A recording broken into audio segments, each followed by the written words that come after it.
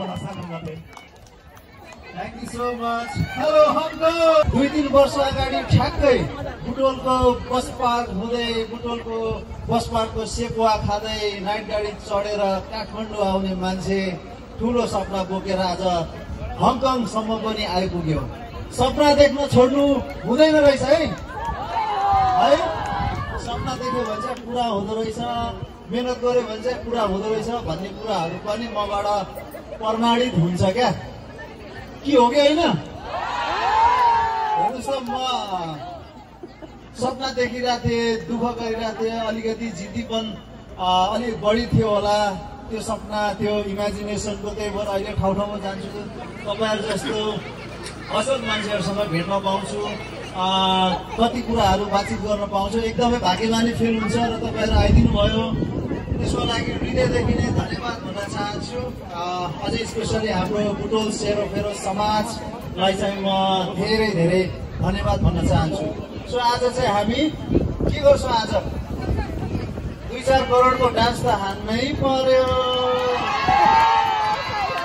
के गर्नु, हङकङ आएपछि कम्मर भाँच्नै पर्यो। च्यातर अनि मैले सुटकेस खाली पनि लिएर आएको छु 2-4 करोडको सामान लिएर जानलाई। लिएर आउनु भएको छ?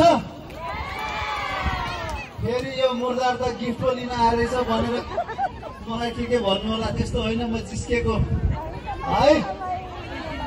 एकदम आनन्द लाएर आनन्दसँग बस्नु होला। अब हामी नाच्छौँ पनि, त्योभन्दा अगाडि चाहिँ म 2-4 कुराहरू सेयर गर्न चाहन्छु है त।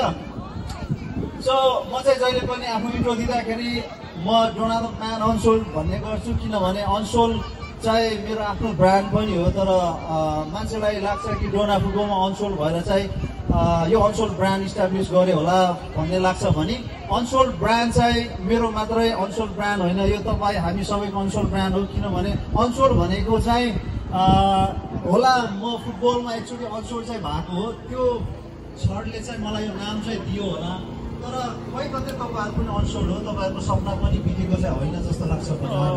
कति सपनाहरू नेपालमा छोडेर पनि आउनुभयो होला, कतिलाई यहाँ पाइलट